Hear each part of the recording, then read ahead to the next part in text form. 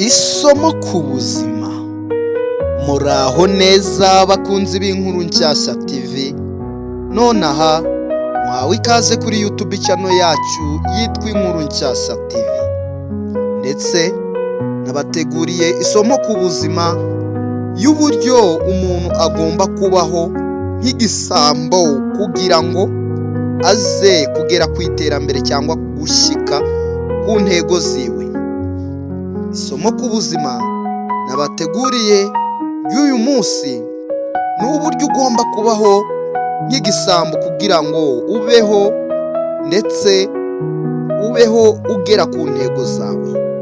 Igisambo rero kigera ku ntego zacyo turaza kubireba. Nanone yewe ugiye kubagezaho isomo ku buzima ni Fabien. Ikintu cya mbere rero, igisambo cyihuta mu gufata amahirwe. Igisambo amahirwe kirayafatirana, gikora vuba kidatinya.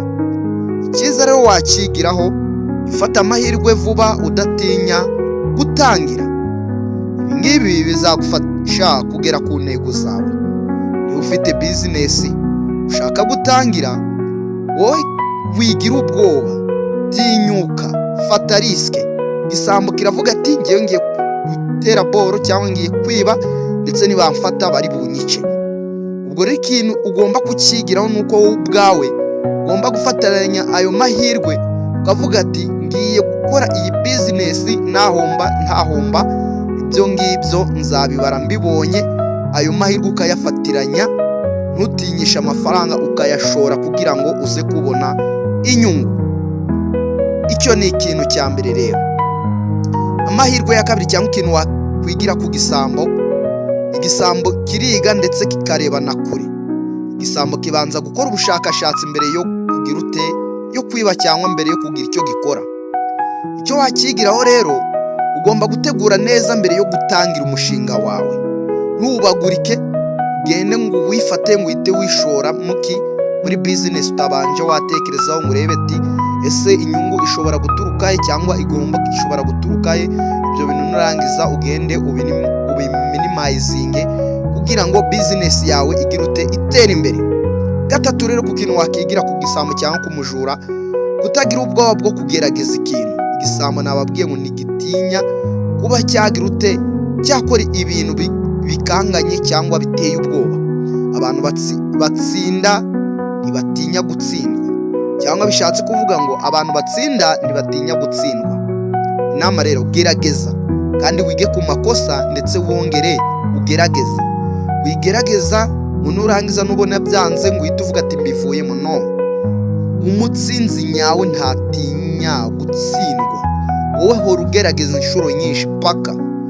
Nanone rero ikindi cya kane ugomba kwigira ku mujura cyangwa ku gisambo, gukoresha neza ibiri hafi yawe. Igisambo gikoresha ibikoresho ndetse gifite, cyangwa bishatse kuvuga ko igisambo gikoresha ibikoresho gifite. Urabizi neza ibisambo biri mu bwoko butandukanye, hari ibikoresha ikoranabuhanga ndetse hari n'ibikoresha ibintu bisanzwe cyangwa amaboko. Icyiza ugomba kukigiraho, tangirana ibyo ufite ndetse ntutegereze byinshi ngo nibwo uzatangira business. Witindiganya ngo uvuge ngo iyi business nzayikora maze kubona amafaranga angana uku nguku wenda ari kuri uru rwego. No, iryo ni ikosa, wibikora. Wowe gira fata umwanzuro, amafaranga ufite makeya uyatangize business. Gatanu, kwihangana no kudacika intege. Abagera ku bukire barakomeza n'iyo ibintu byaba bigoye.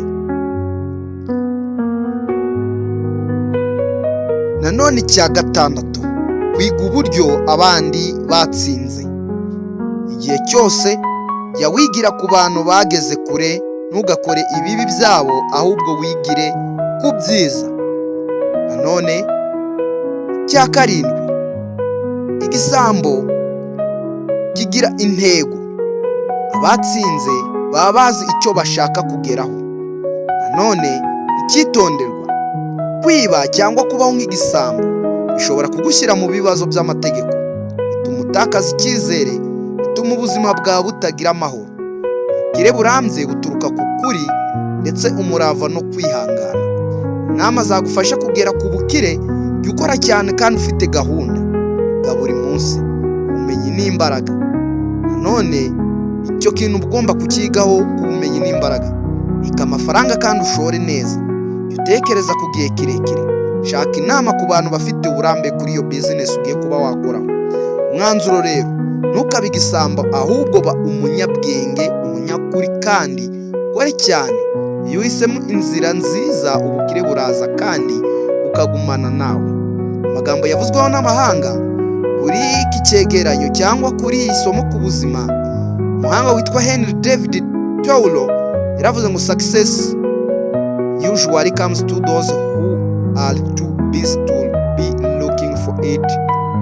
Bisobanuye ngo intsinzi iza ku bantu bahugiye mu gukora cyane aho kuyitekereza cyangwa kuyitegereza gusa. Undi muhanga Walt Disney yaravuze ngo the way to get started is to quit talking and begin doing. Inzira yo gutangira ni ukureka amagambo ugatangira, ukava mu magambo ugashyira mu bikorwa. Undi muhanga wa gatatu witwa Chris Closer yaravuze ngo opportunity don't happen, you create them. Amahirwe ntaza yonyine, ni wowe uyahanga. Ndabakunda cyane cyane. Imana ikomeze bandebere icyoroshye. Yabagezaga isomo ku buzima ni Fabien. Kanda subscribe niba wanyuzwe n'isomo ku buzima. Duhereze subscribe na like kugira ngo algorithm yacu itere imbere. Ndabakunda cyane cyane. Ciao.